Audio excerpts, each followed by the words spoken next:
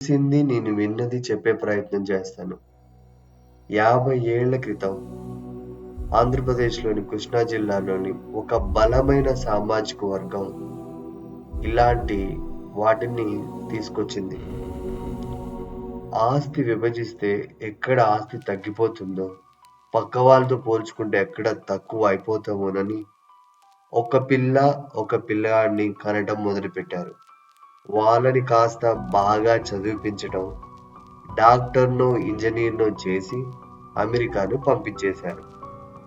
ఇలానే మిగతా వాళ్ళు, మిగతా సామాజిక వర్గాల వాళ్ళు, మిగతా ప్రాంతాల వాళ్ళు కూడా అవలంబించేశారు. అందరూ ఇలా చేసేసరికి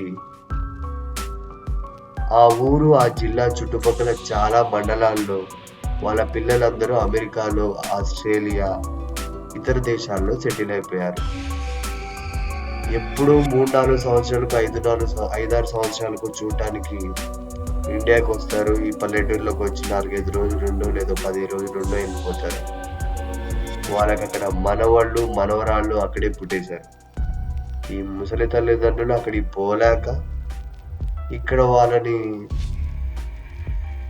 వాళ్ళ గుర్తులతో కాలాన్ని వెళ్ళబుచ్చుతున్నారు. ఇలానే తెలంగాణ, ఆంధ్రాలోని చాలా మటికి పల్లెలు బోసిపోతున్నాయి. ఉన్న అంత స్థితి లేని వాళ్ళు ఎక్కడో హైదరాబాదు, విజయవాడ, తిరుపతో, విశాఖపట్నం పోయి పిల్లలు ఉద్యోగాల కోసం తలదాచుకుంటున్నారు. కానీ వాళ్ళ కన్న తల్లిదండ్రులు మాత్రం వాళ్ళతో పోలేక, అక్కడ లేమనలేక పల్లెటూరులోనే బతుకుతున్నారు. ఇలా ఆంధ్ర, తెలంగాణలో పల్లెటూర్లన్నీ బోసిపోతున్నాయి, ఖాళీ అయిపోతున్నాయి. ఎగిరిపోయిన పక్షుల్లా పిల్లలుంటే శూన్య పంజరాల్లా ఇళ్ళుంటున్నాయి.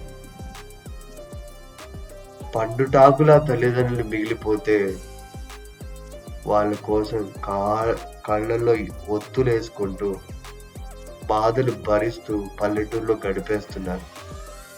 తమ వారి ప్రేమ కోసం తల్లడిల్లి ఈ పిచ్చి తల్లులు వయసంతా వసంతంలా వాళ్ళ పిల్లలకి ఇచ్చేసి ముసలితనాన్ని కప్పుకొని మూడులా జీవిస్తూ ఉన్నారు.